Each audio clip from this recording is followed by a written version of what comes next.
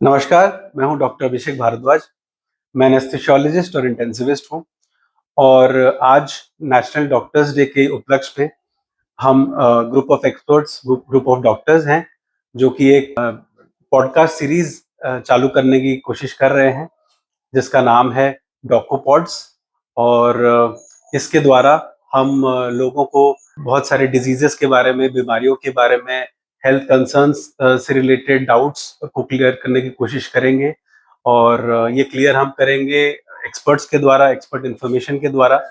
और हर हफ्ते हम अलग अलग टॉपिक्स को छेड़ेंगे, उसके बारे में डिटेल इन्फॉर्मेशन आपको देंगे। तो आप सबका स्वागत है डॉकोपॉड पॉडकास्ट सीरीज में।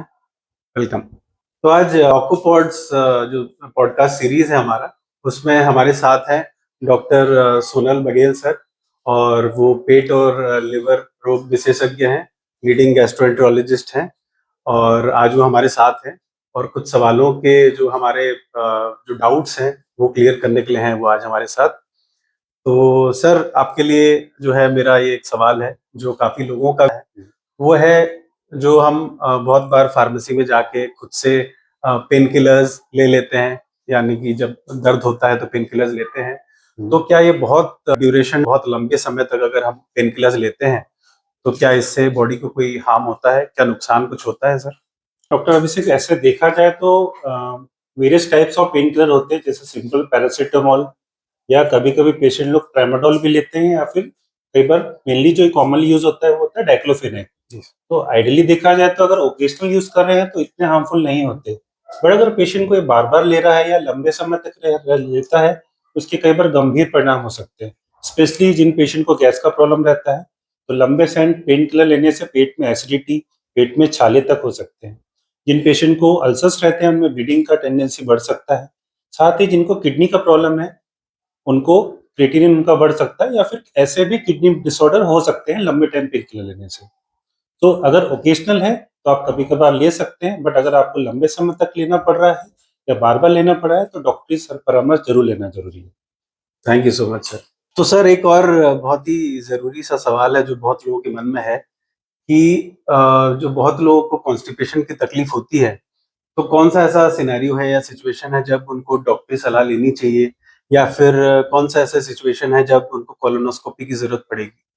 डॉक्टर अभिषेक, ऐसे देखा जाए तो कॉन्स्टिपेशन या कब्ज जो बोलते हैं बहुत ही कॉमन डिसऑर्डर है। आई थिंक ओल्ड एज में अक्सर पेशेंट ये सफ़र करते हैं। उसमें कॉमनली अगर कारण देखा जाए तो ओल्ड एज में आंतों का मूवमेंट कम हो जाता है। पेशेंट कई बार पानी की मात्रा कम लेता है या फिर फाइबर जो इंटेक है वो कम लेता है। तो कभी भी आप फाइबर इंटेक कम लेंगे, पानी कम पिएँगे, या ओल्ड एज में कॉन्स्टिपेशन प्रॉब्लम कॉमनली आती है। बट इसके कुछ और भी कारण हो सकते हैं, जैसे कि कुछ पेशेंट को डायबिटीज़ रहता है, थायराइड रहता है, ऐसे कुछ मेडिकल डिसऑर्डर के कारण भी पेशेंट को कॉन्स्टिपेशन हो सकता है। इसके अलावा भी कई कारण होते हैं, बट पेशेंट को कोलोनोस्कोपी कराना चाहिए, उसके कुछ पर्टिकुलर इंडिकेशन होते हैं। जैसे कुछ पेशेंट को कोलोन कैंसर का फैमिली हिस्ट्री होती है, उनके पापा को या फिर उनकी मम्मी को या ग्रैंडफ़ादर को कोलोन कैंसर कभी हुआ रहता है, तो उनको जिस भी एज में वो रहता है, उस समय से पेशेंट को एक स्क्रीनिंग करानी होती है, कोलोनोस्कोपी उस समय, उस एज से। दूसरा कॉमन कारण होता है कि पेशेंट का खून का कमी है। तीसरे कॉमन कारण है कि अगर पेशेंट को एज 50 या 40 से ज़्यादा है, अक्सर मेल में बोला जाए तो 40 से ज़्यादा, फीमेल में जाए बोला जाए तो 50 से ज़्यादा। तो अधिक उम्र में अचानक से न्यू ऑनसेट कॉन्स्टिपेशन चालू हो रहा है, तो उस पेशेंट, उन केसेस में आपको कोलोनोस्कोपी ज़रूर कराना चाहिए। जी। अब नेक्स्ट हमारे साथ हैं डॉक्टर अनन्या मिश्रा, जो कि एनेस्थेसियोलॉजिस्ट हैं, और आज हमारे कुछ डाउट्स या सवालों के जवाब देंगे। तो डॉक्टर अनन्या, जी। आपके लिए हमारा पहला सवाल है, क्या हर फीवर में एंटीबायोटिक लेना ज़रूरी है? हर फीवर में एंटीबायोटिक लेना ज़रूरी बिल्कुल भी नहीं है। कुछ फीवर ऐसे होते हैं जो वायरल होते हैं। ज़रूरी नहीं है जो हर फीवर हुआ है वो बैक्टीरियल हो, और अगर हमारा वायरल फीवर है तो उसमें एंटीबायोटिक का कोई भी रोल नहीं है। और अगर हम ऐसे ही अननेसेसरीली हर फीवर में एंटीबायोटिक लेते रहेंगे तो उसके अगेंस्ट रेजिस्टेंस डेवलप हो जाएगा। जब हमें फ्यूचर में सच में एक एंटीबायोटिक की ज़रूरत हो, तब वो एंटीबायोटिक काम ही नहीं करेगा, क्योंकि उसके अगेंस्ट रेजिस्टेंस डेवलप हो चुका है। ओके। क्या आपका ये कहना है कि जिनको फीवर हो रहा है, वो खुद से एंटीबायोटिक्स ना लें ओवर द बिल्कुल। काउंटर जाके? बिल्कुल। बट डेफिनेटली वो जब उनको जरूरत पड़ती है एक डॉक्टर की, हाँ जी। तब वो जाएँ, वो डॉक्टर से कंसल्ट करें। जब हम उनके सिम्पटम्स और सब कुछ देखेंगे, उस पर हम फिर डिसाइड करेंगे कि उनको क्या वाक़ई में एंटीबायोटिक की ज़रूरत है, और अगर ज़रूरत है तो कौन-से एंटीबायोटिक की ज़रूरत है और हमें उन कौन-सी चलानी चाहिए और कितने दिन तक चलानी चाहिए। और कभी भी अगर कोई एक एंटीबायोटिक या किसी भी दवाई का डोज़ चालू करें, तो अपने से बंद ना करें।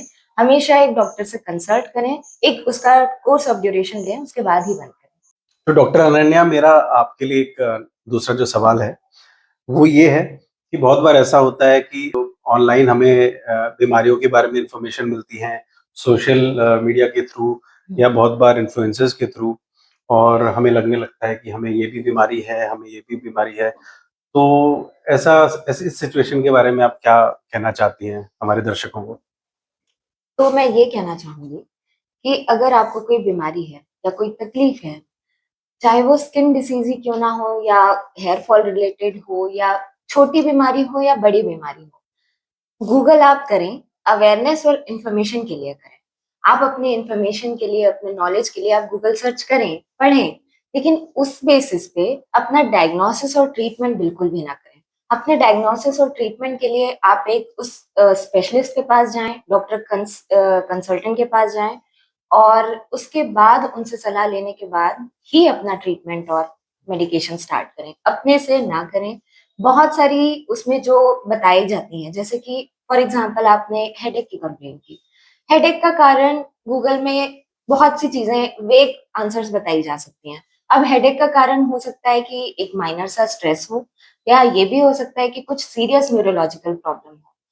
चेस्ट पेन का प्रॉब्लम है अगर, तो चेस्ट पेन का प्रॉब्लम एसिडिटी के कारण भी हो सकता है और सीरियस हार्ट डिसीज़ भी हो सकती है।